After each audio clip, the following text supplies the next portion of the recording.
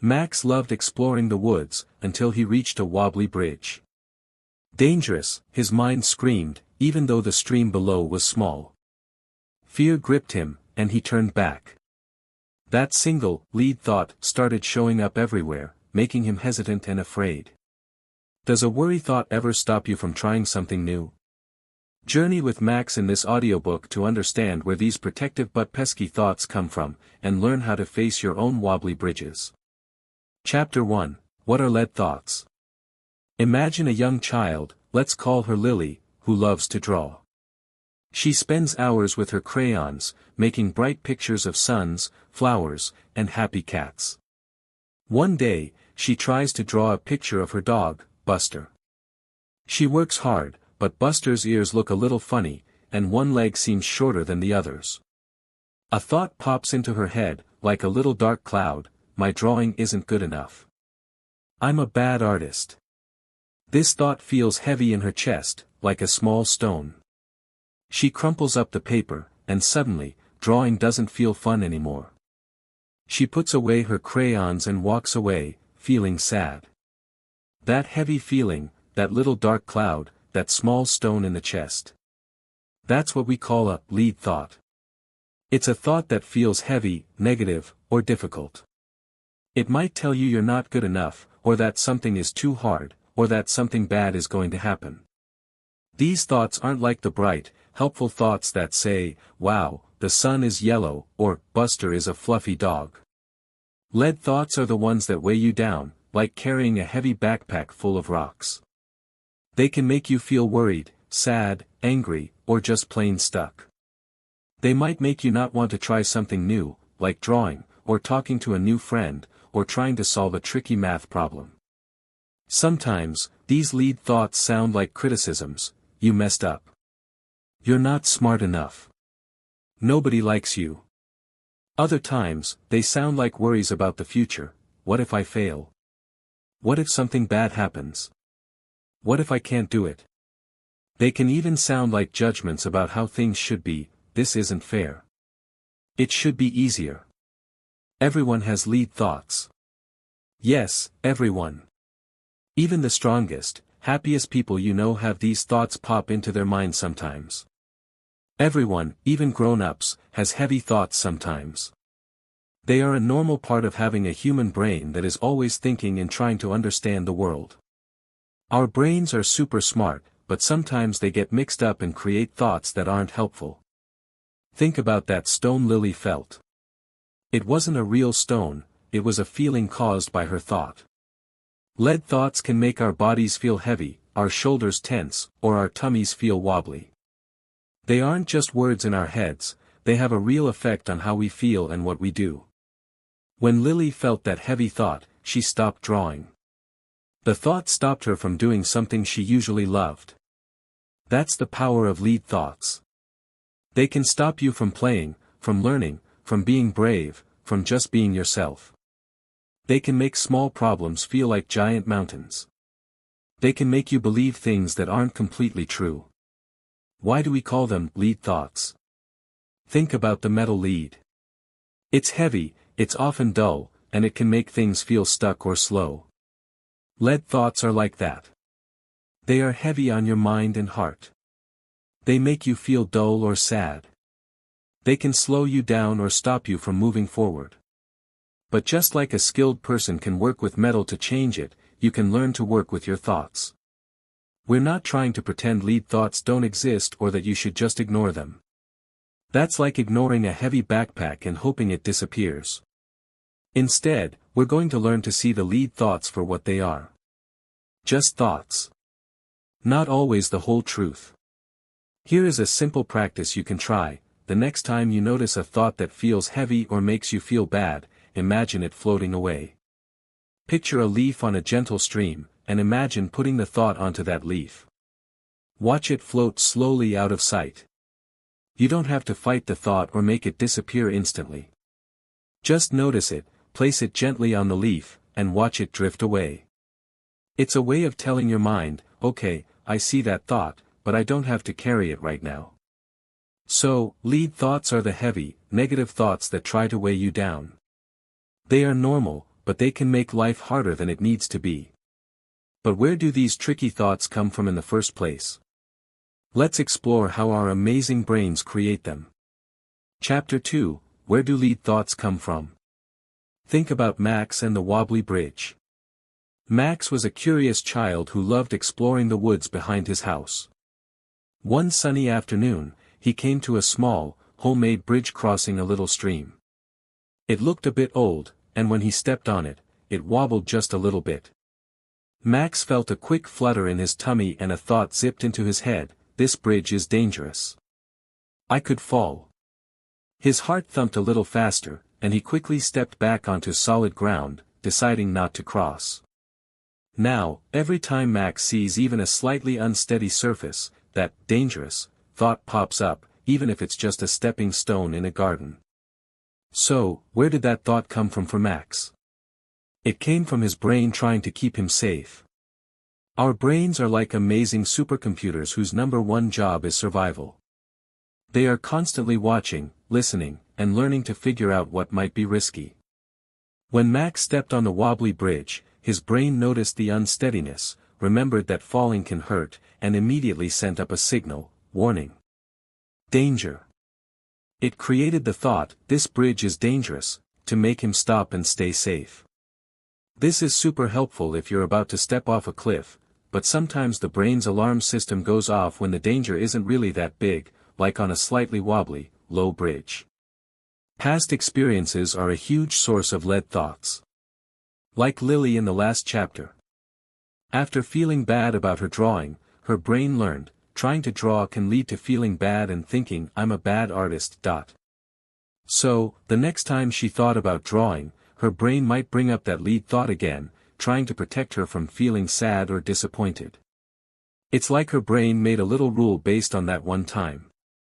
If something made you feel scared, embarrassed, or hurt in the past, your brain might give you lead thoughts in similar situations later to try and make you avoid them. We also learn lead thoughts from the world around us. Children listen to the grown-ups they trust and the friends they play with.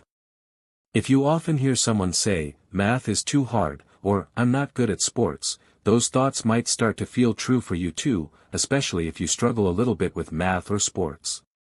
We can pick up worries, fears, and critical ways of thinking from family members, teachers, friends, or even things we see on TV or the internet. Our brains are sponges, soaking up information, and that includes soaking up ways of thinking. Sometimes, lead thoughts come from trying to make sense of complicated feelings. If you feel left out, your brain might create the thought, nobody likes me, as an explanation for that feeling, even if it's not entirely true. If you feel frustrated, your brain might think, this is impossible. Remember, most lead thoughts start because your brain is trying to help you, even if it doesn't feel like it. It's trying to protect you from danger, real or imagined, help you learn from mistakes, or make sense of your feelings. The problem isn't that the brain tries, it's that the signals get crossed sometimes, and the protection becomes a heavy burden itself. Here's a simple practice: the next time a lead thought pops up, especially one that feels like a worry or fear, you can gently say to yourself, or in your head, thank you, brain, for trying to keep me safe. I hear you. You don't have to agree with the thought or follow it. Just acknowledging that your brain has this protective job can sometimes make the thought feel a little less scary or demanding. It's like telling your brain's alarm system, okay, I heard the alarm. I'll check it out, instead of panicking. Understanding where these thoughts come from is the first step to not letting them control you. It shows they aren't always perfect truths, but sometimes just old habits or misinterpretations from your helpful but sometimes mistaken brain. Now that we know what lead thoughts are and where they might start, how do they actually make us feel heavy and weigh us down in our daily lives? Let's explore that next. Chapter 3, How Lead Thoughts Weigh Us Down. Let's think about Sam. Sam loved playing soccer more than anything. He practiced dribbling in his yard every day. His team was playing a big game, and Sam had a chance to kick the ball towards the goal. But just as the ball rolled towards him, a thought zipped into his mind: what if I miss? Everyone will laugh. This lead thought felt like a cold splash of water. Suddenly, Sam's legs felt heavy, his stomach felt tight, and instead of kicking with all his might, he just lightly tapped the ball. It rolled slowly, and the other team took it away. Sam felt disappointed and thought again, see? I'm not good at this. He felt the heaviness of his thought turn into a heavy feeling in his heart. This is how lead thoughts weigh us down. They aren't just words floating harmlessly in our heads. They connect to how we feel and what we do. It's like a chain reaction. First, there's the lead thought, what if I miss? Everyone will laugh. Then, that thought creates a feeling. Sam felt scared and nervous, like a cold splash or tight stomach. And that feeling affects his action. Instead of kicking hard, he kicked weakly. So, a lead thought, I'm not good enough, can lead to a heavy feeling, sadness, fear, which can lead to a heavy action, giving up, not trying, doing something poorly because you're scared. This chain reaction can stop us from doing things we love or trying new things. Like Lily stopping drawing because her lead thought made her feel sad. Or Max not crossing the bridge because his lead thought made him feel scared. Or Sam not kicking the soccer ball well because his lead thought made him feel nervous. When we believe the heavy thoughts, they can stop us from even trying, which then makes the lead thought seem more true. It's a tricky loop. These lead thoughts don't just affect our actions and feelings, they can affect our bodies too. When you have a lead thought about being worried, you might feel butterflies in your stomach or tense shoulders. A thought about being sad might make you feel tired or have less energy. The heavy thoughts can make the heavy backpack we talked about feel even heavier, pushing down on us and making us feel slow, tired, or even a little bit unwell. Our thoughts, feelings, and actions are all connected, and heavy thoughts can make the whole chain feel heavy. If you keep thinking, this is too hard, you'll likely feel frustrated and might stop trying, which proves to your brain that it was too hard. But it was the thought that led to the stopping. Lead thoughts can also make us focus only on the bad things. If you have the lead thought, I always mess up, you might only notice the times you make a mistake and completely forget the times you did something well. The heavy thoughts are like dark glasses that make everything look a little gloomy. Here is a simple practice to try. The next time you notice a lead thought, take a moment to notice how your body feels. Does your stomach feel tight? Are your shoulders up near your ears? Do your hands feel clenchy? Just notice it, without trying to change it. This helps you see the connection between the thought in your head and the feeling in your body. It shows you that the thought has a real physical effect. Lead thoughts can indeed weigh us down, affecting how we feel, what we do, and even how our bodies feel. They can make us miss out on joy and feel stuck. But what happens when we just notice these heavy thoughts without getting caught up in them? That's the beginning of the alchemist's fire. Let's find out how simple awareness can start to spark change. Chapter 4, Noticing the Stone. Leo loved watching the clouds. He could lie on the grass for a long time, seeing shapes in the sky. One day, a big, gray cloud shaped like an elephant drifted by. Look, an elephant cloud, he thought happily. Then a smaller, darker cloud appeared. His mind added, that cloud looks like it's going to rain. I hope it doesn't ruin our picnic. He noticed that thought too, the slight worry it brought, but he didn't jump up or feel panicked. He just watched that cloud, and the thought about rain, drift by, just like the elephant cloud had. He simply noticed the clouds and the thoughts about them. This simple act of noticing is the beginning of changing how lead thoughts affect you. It's like learning to see the heavy stone, not just feel its weight. Before, the lead thought, my drawing isn't good enough, or this bridge is dangerous, might have felt like it was you, or like it was a definite fact you had to obey. But when you learn to notice the thought, you create a little space between you and the thought. Think of your mind like the sky, and your thoughts like clouds. All sorts of clouds float through the sky, big ones, small ones, white ones, gray ones, fast-moving ones, slow ones. They appear, they drift, and they disappear. You are the vast sky itself. You are not the clouds. The clouds are just passing through. Noticing your thoughts is like Leo watching the clouds. You see a thought appear, I'm going to fail that test. It might be a big, gray worry cloud. Instead of immediately feeling panicked and believing the cloud is the whole sky, you just notice it. Oh, look, you might say to yourself gently, there's a failing test thought. That's it. You don't have to argue with it. You don't have to agree with it. You don't have to make it go away. You just notice that the thought is there.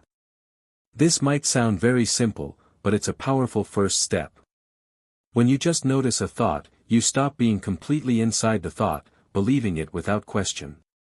You step back and become the observer of the thought. It's like stepping out of a rushing river and watching it flow by instead of being swept downstream by it. You are the observer of your thoughts, not the thoughts themselves. This is a key truth. Your thoughts are things your brain produces, like a factory produces goods. You are the person standing outside the factory, seeing what comes out. You can look at it. You can describe it. You don't have to buy it or use it or let it run you over. Noticing is done without judgment. This means you don't say, oh, that's a bad thought, or, I shouldn't be thinking this. You just notice it, like noticing the shape of a cloud. It is what it is, in that moment. This gentle, non-judgmental noticing is the start of the alchemist's fire, the spark that begins to transform the heavy lead. Here's a simple practice to try: find a quiet moment. Close your eyes gently if you like, or just soften your gaze. Take a few slow breaths. Now, just sit and notice what thoughts pop into your mind for maybe 30 seconds or a minute. Don't try to think of anything special, and don't try to stop thinking. Just watch the thoughts appear, like bubbles rising in water or clouds drifting by.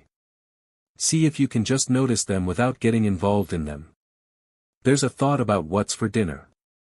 There's a thought about my friend. There's a thought about that tricky homework. Just notice. Learning to simply notice your thoughts, even the heavy ones, creates distance. It shows you that a thought is not necessarily a command or a fact. It is just a thought. And what happens when you look at these thoughts, these heavy stones, with simple attention, without trying to change them? We'll discover the surprising power of just looking in the next chapter. Chapter 5, The Power of Just Looking.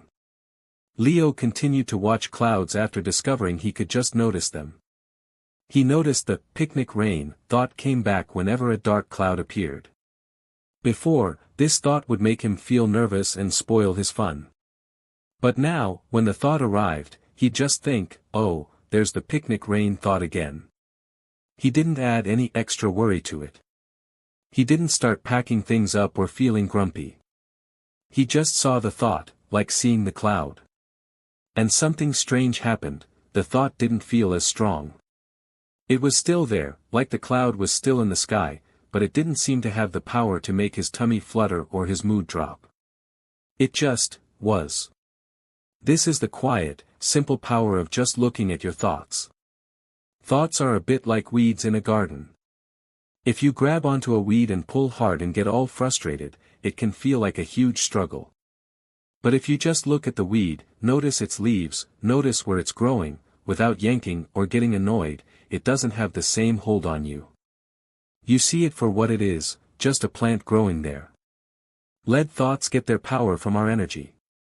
When a lead thought pops up, and we immediately jump on it, say, oh no. This is terrible. This is true, and start feeling scared or sad, we are giving that thought lots of energy. We are watering the weed, making it grow bigger and stronger. We are believing the heavy stone is a mountain we can't climb. But when you just look at the thought, like Leo looking at the cloud or the picnic rain thought, you aren't giving it that extra energy. You aren't fighting it, and you aren't fully believing it. You are simply acknowledging its presence. Hello, lead thought. I see you are here. A thought that is simply observed loses its power to control you. This is a profound truth. It's like a loud noise that you eventually get used to when you stop focusing on how annoying it is and just let it be in the background. Or like a reflection in a mirror, you can see it clearly, but it can't step out and harm you. You can just look at it. When you practice just looking at your thoughts, you learn that they are often just passing through. They aren't solid facts glued inside your head forever. They are temporary visitors. And when you don't feed them with your worry or belief, they don't stick around as long or feel as overwhelming. The heavy stone starts to feel less like a crushing weight and more like something you can simply observe on the ground. This doesn't mean the thoughts magically disappear forever. The picnic rain thought might come back the next time a dark cloud appears. But your relationship with the thought changes. It is no longer the boss of your feelings and actions. It's just a thought you notice. Here's a simple practice: pick a regular time each day, maybe for just 2 minutes. Sit quietly and practice the noticing exercise from the last chapter. Just watch the thoughts go by like clouds. If you notice a lead thought, just gently say to yourself, "There's a thought," and let it be there as you continue watching the others. Don't judge it, don't follow it, just look at it for a second and let your mind keep being the sky through which all thoughts pass. The simple act of looking without judgment weakens the lead thoughts. It's the beginning of taking back your power from them. To understand them even better, it helps to know what kind of thought is visiting. In the next chapter, we'll learn how giving thoughts names can make them even easier to handle. Chapter 6, Giving Thoughts Names. Maya had a collection of stones she kept in a special box. She loved sorting them. There were the smooth, gray river stones, the sparkly quartz pieces, the ones with little fossils in them, and the rough, dark ones she found near the old fence. When she found a new stone, she'd look at it closely and decide which group it belonged to. This helped her understand her collection better. Our thoughts are a bit like Maya's stones. There are all sorts of thoughts that pass through our minds. Happy thoughts, planning thoughts, silly thoughts, and yes, lead thoughts. Just like sorting stones helps you understand your collection, giving names to your lead thoughts helps you understand them. When you notice a lead thought, as we practiced in the last chapter, you can take it a step further. You can ask yourself, what kind of lead thought is this? Is it a thought that tells you something bad might happen in the future? You could call that a worry thought. Is it a thought that compares you to someone else and finds you less good? That's a comparing thought. Is it a thought that criticizes you or tells you you're not capable? That's a critical thought or a not good enough thought. There are other common types too. Should thought, like I should be perfect or I should finish this instantly. Past regret thought, I wish I hadn't done that. Unfairness thought, this isn't fair to me. When you give a lead thought a simple name, something interesting happens. Instead of feeling completely swallowed by the thought, I'm not good enough, you can notice it and say, there's that not good enough thought again. It's like you're labeling the stone and placing it in its category in your collection. You are seeing it as an example of a type of thinking your brain does, not necessarily the ultimate truth about you. Giving a lead thought a simple name helps you see it as a type of thinking, not a personal fact. This increases the distance you created by simply noticing. It's like looking at the dark cloud and not just seeing a shape, but recognizing it as a storm cloud, a specific type of cloud you've seen before. You know storm clouds bring rain sometimes, but you also know they pass. Labeling helps you notice patterns. You might realize you have a lot of worry thoughts before tests, or many comparing thoughts when you're on social media, or frequent critical thoughts when you make a mistake. Seeing these patterns helps you understand when and why certain lead thoughts tend to show up. It takes some of the mystery away. Here's a simple practice. The next time you notice a lead thought, gently try to give it a name from the list above, or even make up your own simple name that makes sense to you, like, my worry monster thought, or, the blame thought. Just think to yourself, oh, this is a name thought. For instance, if you think, I'm going to fail, you might label it a future worry thought. If you think, their drawing is better than mine, you might label it a comparing thought. Just label it and let it be, like sorting a stone into a category. Naming your lead thoughts helps you sort through the collection in your mind. It makes them feel less personal and more like something you can observe and understand. Once you can name and categorize these thoughts, you are ready for the next step, questioning whether these heavy stones are truly as solid and factual as they seem. Let's learn how to gently question the lead in the next part of our journey. Chapter 7, Questioning the Lead. Leo was learning to play a new song on the piano. It had a tricky part, and he kept hitting the wrong notes. A familiar lead thought popped up: I'm terrible at piano. I'll never get this right. This thought felt heavy, like a dark cloud settling over the music. Before, he might have slammed the piano lid shut. But now, he paused. He remembered how he'd learned to just notice his thoughts. Then, he remembered learning to name them. Okay, he thought, that's a critical thought and a future worry thought all mixed up. Now, he tried something new. He became a gentle detective. He looked at the thought, I'm terrible at piano, and quietly asked himself, is that really true?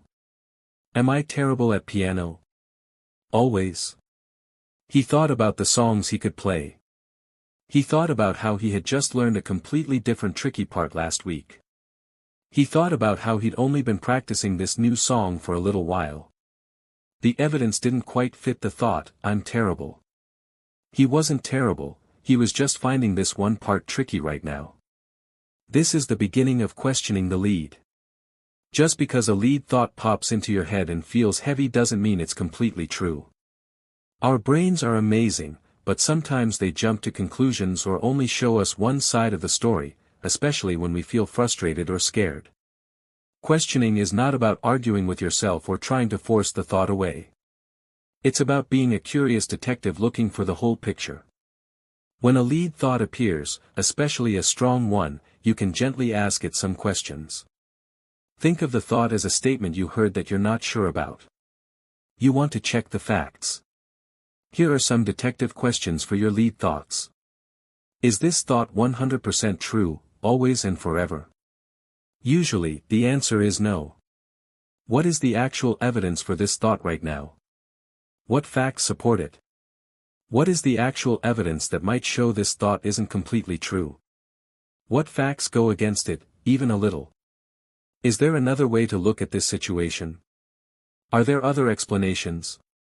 For Leo, the evidence for, I'm terrible at piano, was that he was messing up one tricky part. The evidence against it was that he could play other songs, he had learned tricky parts before, and he was just starting this new song. When he looked at the evidence, the heavy thought, I'm terrible, started to feel less solid, less like lead. A thought is not automatically a fact, and you have the power to investigate it. This is a crucial part of transmuting lead into gold. You are not just passively receiving thoughts, you can actively look at them and see if they are accurate or just your brain's best guess in the moment. This gentle questioning starts to loosen the grip of the lead thought. It's like chipping away at a stone. You're not destroying it, but you're seeing that it might have cracks, that it might not be as solid lead all the way through as it first appeared. Here's a simple practice: choose one lead thought that visits you often. The next time you notice it, pause and ask yourself one simple detective question: what is the evidence for this thought? Just think of one or two pieces of evidence, and one or two pieces that might suggest it's not entirely true. You don't need to solve everything, just practice looking for clues. Seeing that a lead thought might not be completely true opens up a world of possibility. If the heavy thought isn't the only way to see things, what are the other shapes the situation could take? Let's explore looking for these different shapes next. Chapter 8, Looking for Different Shapes. Imagine little Mia, who loves building with blocks. She carefully builds a tall tower. Just as she is about to put the last block on top, her younger sibling, Tom, accidentally bumps into it, and the tower crashes down. Mia's first thought, the lead thought, is, Tom did that on purpose. He's mean and ruined everything. She feels angry and sad, seeing only the shape of a mean sibling and a ruined tower. But if Mia could pause and look for different shapes, she might see the situation differently. She could see the shape of, Tom is still learning how to be careful. She could see the shape of, accidents happen. She could see the shape of, the blocks are okay, I can build it again. She could even see the shape of, maybe I can ask Tom to help me rebuild it. When a lead thought arrives, it often makes us see a situation in only one, very narrow, very heavy shape. Like looking at a sculpture from only one angle and thinking that's its only form. But just like a sculpture looks different from every side, most situations have many different shapes or ways you can understand them. Questioning the lead, like we did in the last chapter, helps us see that the first shape the lead thought gives us might not be the only one, or even the most accurate one. Looking for different shapes is about actively trying to see those other possibilities. If your lead thought is, I'm bad at this, the heavy shape is, me, failing completely. But other shapes could be, me, learning something new, me, facing a challenge that many people find hard, me, getting better step by step. If the lead thought is, they don't like me, the heavy shape is, me, rejected. But other shapes could be, them, busy with something specific, them, not even noticing the situation, me, feeling a bit sensitive right now. Even when things feel difficult, there is almost always more than one way to understand what is happening. Finding these other shapes isn't about pretending the negative things aren't there. Mia's tower did fall down. But it's about seeing the whole picture, with all its different angles and possibilities, instead of just the single, heavy shape the lead thought wants you to focus on. Looking for different shapes helps loosen the lead thought's grip even more. It shows your brain that its first, negative interpretation isn't the only valid one. It opens up room for lighter, more balanced, and more hopeful ways of seeing things.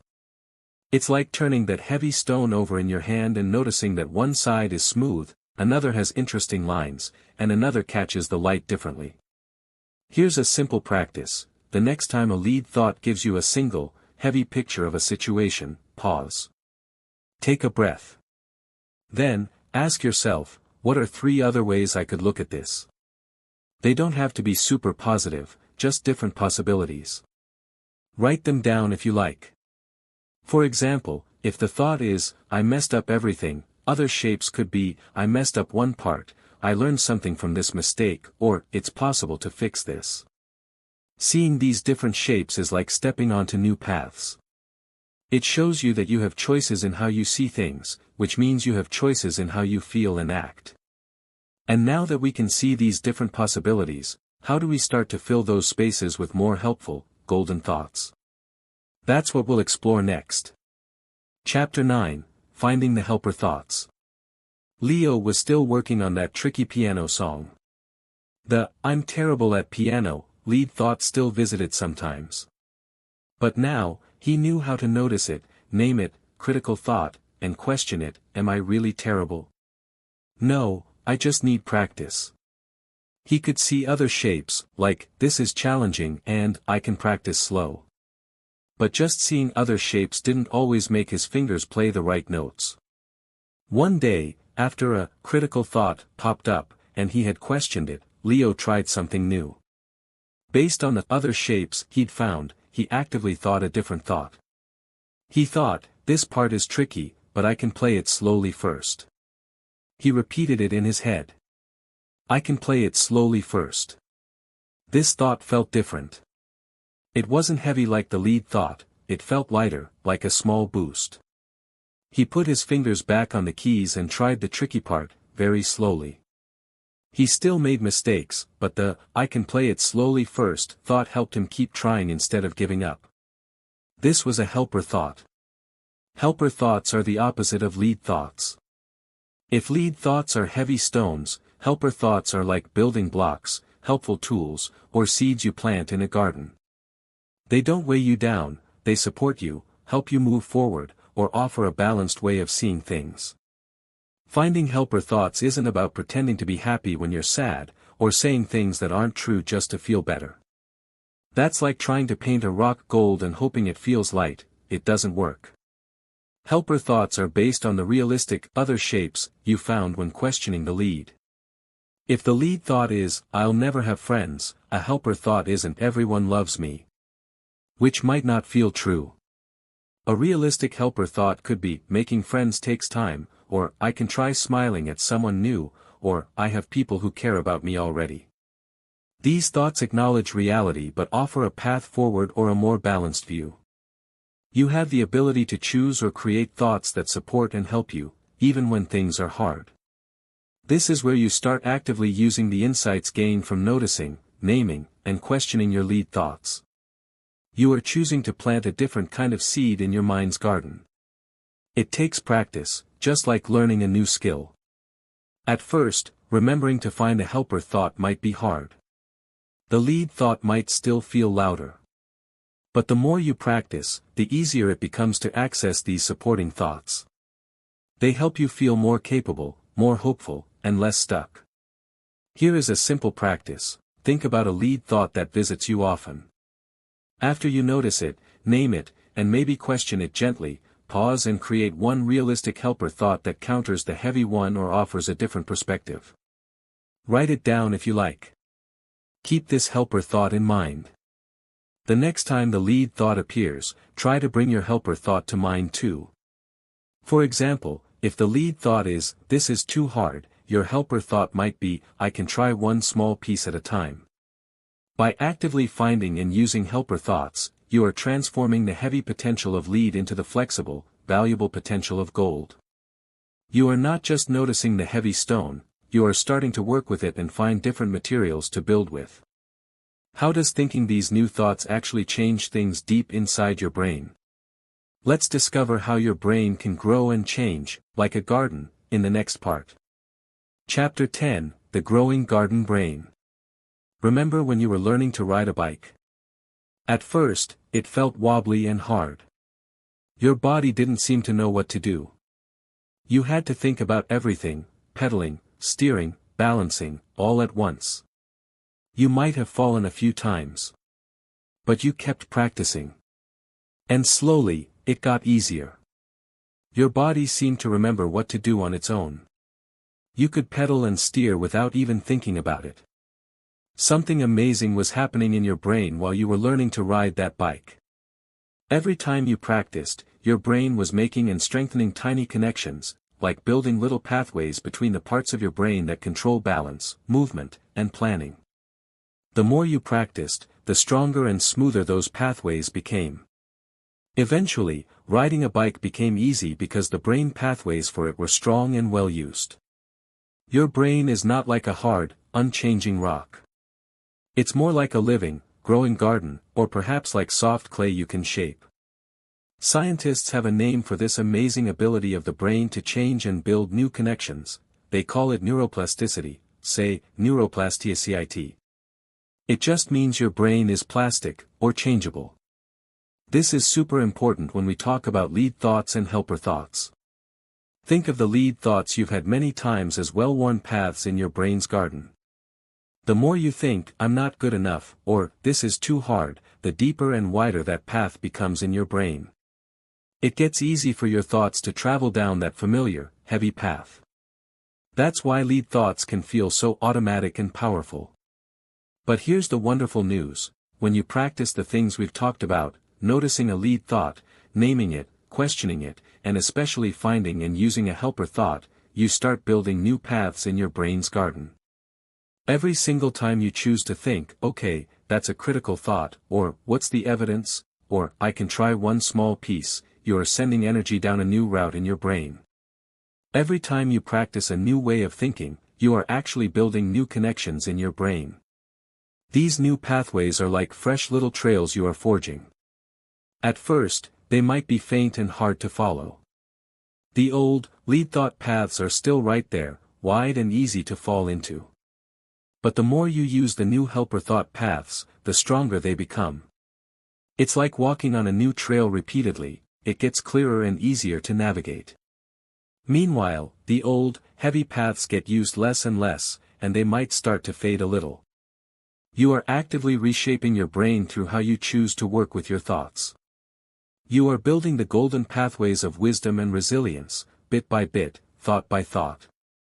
This isn't magic. It's your incredible brain doing what it's designed to do, adapt and learn based on what you practice. Here's a simple practice: the next time you successfully notice a lead thought without getting lost in it, or you manage to bring a helper thought to mind, pause for a second. Take a deep breath and imagine a tiny, bright new light sparking in your brain, or a new, fresh path appearing in a garden. Just a quick, happy image to celebrate that you just built a new connection. Building these new paths takes time and effort, just like learning to ride a bike or building a real path in a garden. This process works best when you are patient and kind to yourself along the way. Why is patience and kindness so important when you're reshaping your thinking? Let's explore how being gentle with yourself fuels this inner alchemy. Chapter 11, Practicing Patience and Kindness to Yourself. Let's think about young Alex trying to learn to play the violin. Squeak. Scrape. Most of the sounds were not very musical at first. Sometimes he hit the wrong note, or his bow slid awkwardly. A lead thought would sometimes whisper, "You sound terrible. You'll never be good at this." If Alex listened to that thought and then got angry at himself, thinking, "I'm so clumsy. I should be better by now," he'd feel even worse. He might feel like giving up. But his violin teacher was very kind. She'd say, "Learning takes time, Alex. Every little practice helps. It's okay to make mistakes, that's how you learn." When Alex remembered his teacher's gentle words and was patient with his own squeaks and scrapes, he felt more able to keep trying. Learning to work with your lead thoughts and build new helper thought pathways in your brain is like learning the violin, or riding a bike, or building a garden path. It takes time. It takes practice. And there will be moments when you hit a wrong note or wobble and almost fall. The old, deep lead thought paths in your brain are very easy to fall into, especially when you're tired, stressed, or facing something difficult. You might notice a lead thought and get completely swept away by it, believing it fully, feeling the heaviness, and acting on it, before you even remember to pause or question. When this happens, it's easy for a new lead thought to pop up. "See? You're bad at this. You can't even change your thoughts." This is where patience and kindness to yourself are like a warm, helping hand. Getting angry or frustrated with yourself for having lead thoughts or for forgetting to practice your new skills is like shouting at Alex for squeaking on the violin. It doesn't help him learn, it just makes him feel bad and want to quit. Being impatient or critical of yourself only makes the heavy backpack feel heavier. Being patient means understanding that change takes time. It means knowing that forgetting or slipping back into old habits is a normal part of learning anything new. It's okay if you get lost in a lead thought sometimes. Being kind to yourself means talking to yourself like you would a good friend who is trying something hard. If your friend was learning to ride a bike and fell, you wouldn't yell, "You're terrible at this. Just give up." You'd say, "It's okay. Get back up. You're learning. You can do it." You can talk to yourself that way too. "Oops, I believed that lead thought. It happens. It's okay. I can try again next time." Being patient and kind to yourself makes it easier to learn and grow. It keeps you from getting discouraged and wanting to give up on the important work of reshaping your thoughts. It creates a safe, supportive space within you for the new, golden pathways to grow strong. It acknowledges that having lead thoughts is part of being a human with a busy brain, not a sign that you are failing. Here is a simple practice. The very next time you catch yourself getting lost in a lead thought, or you notice that you forgot to practice noticing or questioning, stop for a moment. Place a hand gently on your chest or arm. Take a deep breath. And just say softly to yourself, "It's okay. I'm learning. I'll keep practicing." No judgment, just kindness. This gentle self-compassion is like the perfect rain and sunshine for your brain's garden. It helps the golden liquid of inner strength really take root. And as you fill yourself with this kindness and build these new inner pathways, you'll discover simple ways to make your inner world feel even brighter and stronger. Let's find out how to fill your cup with light. Chapter 12, Filling Your Cup with Light. Leo had been practicing the tricky piano song, Noticing Thoughts, and trying his helper thoughts. It was good work, but sometimes it felt tiring, like his brain was full. One afternoon, after a long day at school and a tricky practice session, he felt grumpy and noticed lots of lead thoughts whispering, "You're tired, just give up." But instead of going to his room to feel heavy, his mom suggested they go for a walk in the park. As they walked under the big trees, watched a squirrel dart by, and felt the cool air, Leo started to feel a little lighter. He wasn't even thinking about the piano or the lead thoughts. When he came home, he still had to practice, but the lead thoughts didn't feel quite so loud, and he felt a bit stronger inside. Working with your thoughts, noticing the heavy ones, questioning them, and building new pathways is important work. It's like tending a garden or training for a race, it takes energy. If you only do the hard work and don't rest or refuel, you'll get tired and discouraged. This is where filling your cup with light comes in. To have the inner strength to handle lead thoughts and practice new ways of thinking, you need to take care of yourself and do things that bring you simple joy, calm, and energy. Think of yourself having a cup inside. Lead thoughts and difficult feelings can feel like drops of heavy, dark liquid going into the cup. To keep the cup from overflowing with heaviness, you need to add some light. Filling your cup with light means doing things that help your body and mind feel good and strong. These aren't complicated things, but they are essential. Getting enough rest, your brain works hard, even when you're sleeping. Enough sleep helps it rest and repair. Eating foods that give you energy, like fruits, vegetables, and healthy snacks. Moving your body, playing outside, running, dancing, riding your bike. Movement helps shake out heavy feelings and gives you energy. Spending time in nature, being outside, seeing trees, feeling the sun or wind, can feel very calming and refreshing. Doing things you love, drawing, reading, building, playing a game, listening to music. These activities fill you up with good feelings. Spending time with people who make you feel good, friends or family who are kind and supportive. Helping others, doing something nice for someone else can make your own cup feel fuller. These activities aren't just ways to feel good for a moment. They are ways to build a strong foundation of inner well-being.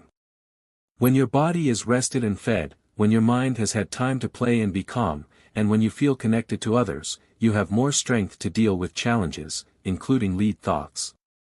When your inner cup is full of this light, the lead thoughts that enter don't seem as overwhelming or heavy. They are just drops in a cup that is mostly filled with good things. Taking care of your body and filling your life with simple joys helps build the inner strength to handle difficult thoughts. It's like making the soil in your brain's garden rich and healthy so that the golden, helper thoughts can grow strong and tall, making it harder for the lead weeds to take over.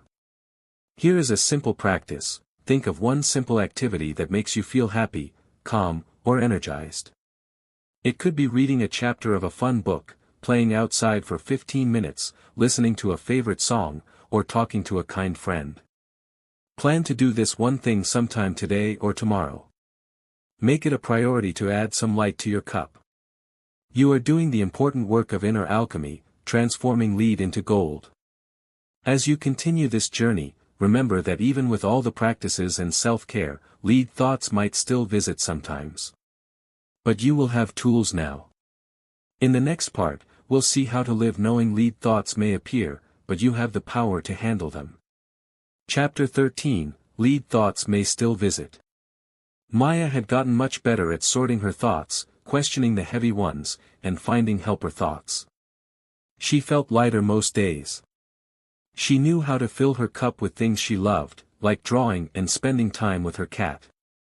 But one afternoon, she tried out for a special art club, and she didn't get in. When she saw the list, a wave of familiar lead thoughts washed over her. I'm not good enough, my art is terrible, I'll never be a real artist. For a few moments, it felt heavy, like the old lead stone was back in her chest. It's important to understand that becoming skilled at working with your thoughts doesn't mean lead thoughts will never visit you again. They are a normal part of having a human brain. Our brains are always thinking, processing, and trying to make sense of the world, and sometimes, especially when things are challenging or uncertain, they will still produce those heavy, cautious, or critical thoughts.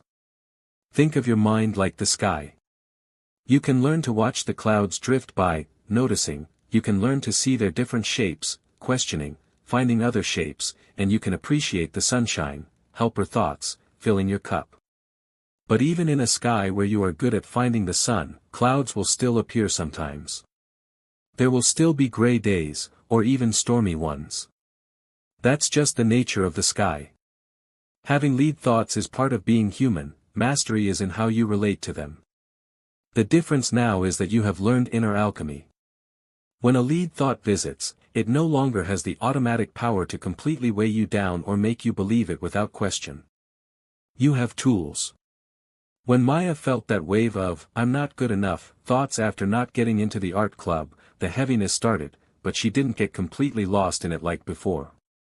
She noticed the thoughts. She could even name them, art criticism thoughts, not good enough thoughts. She remembered to ask, is it really true that my art is terrible? Always.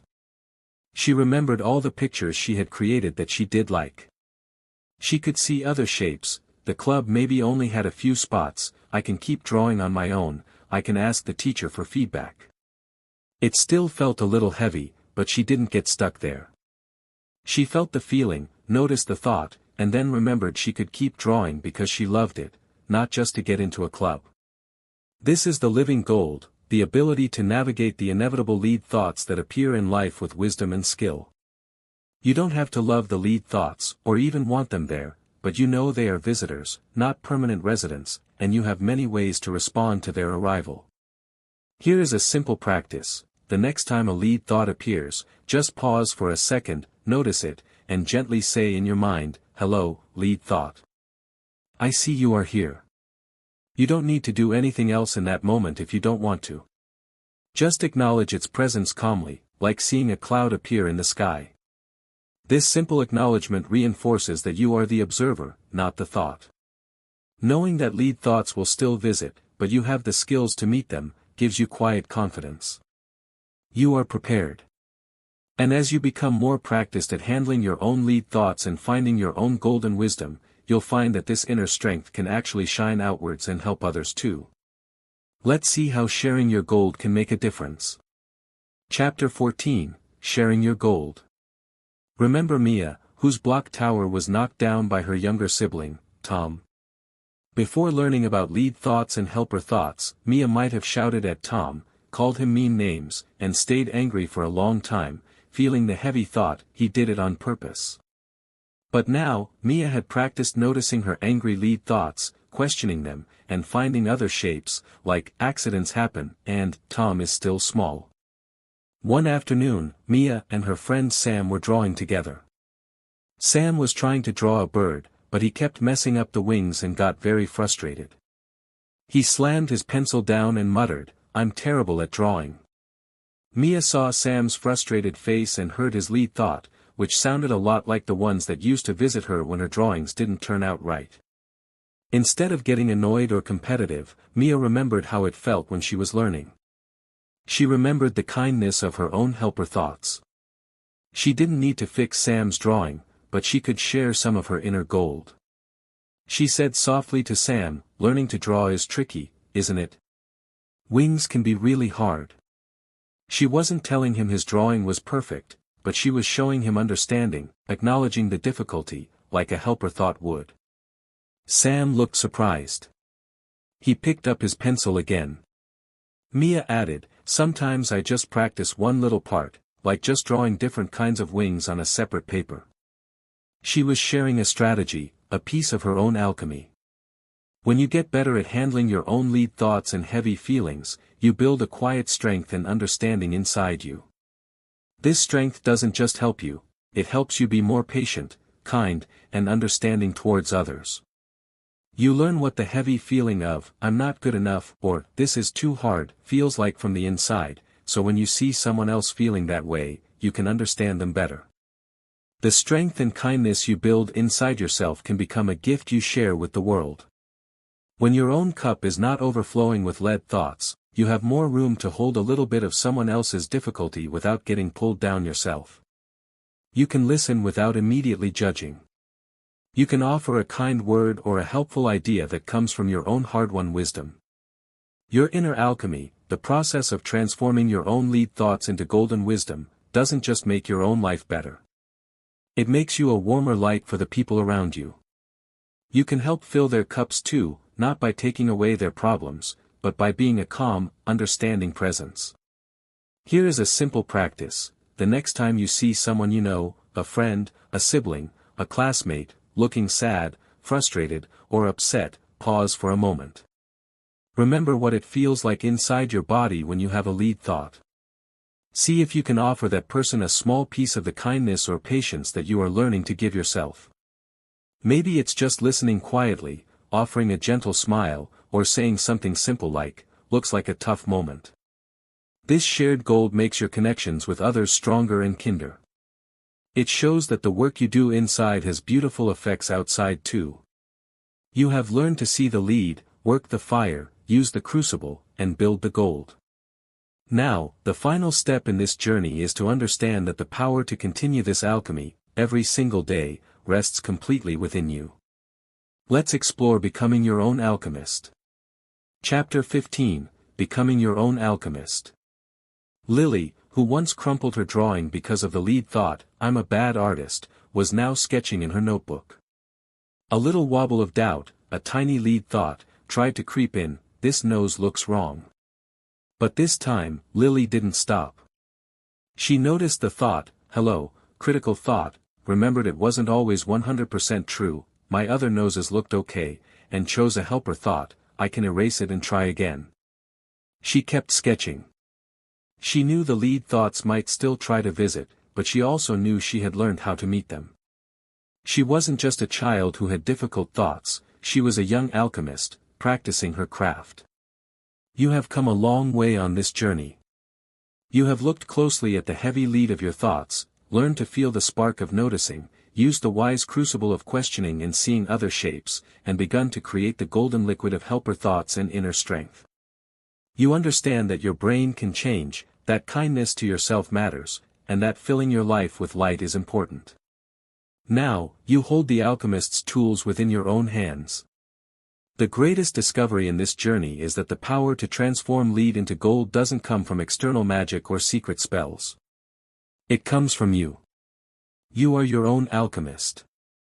Life will continue to bring challenges. There will be moments of disappointment, frustration, and uncertainty. And in those moments, lead thoughts will likely appear. This is not a failure, it is simply part of being alive. But you are no longer powerless against them. You know how to notice the heavy stone when it appears, instead of letting it weigh you down without realizing why. You can name the type of thought it is, which helps you see it as a passing cloud, not a solid wall. You can gently question if the thought is entirely true and look for other possible shapes or ways to see the situation. You can choose and create helper thoughts, planting seeds of strength and hope in your mind's garden. You remember to be patient and kind to yourself through the process, like a wise mentor. And you know that taking care of your whole self, your body, your joys, your connections, builds the essential inner light that makes navigating any heaviness easier. The true power of alchemy is the power you discover and practice within yourself every day. It's not a one-time transformation, it's an ongoing process. Every time you choose to meet a lead thought with awareness and these tools, you are practicing your alchemy.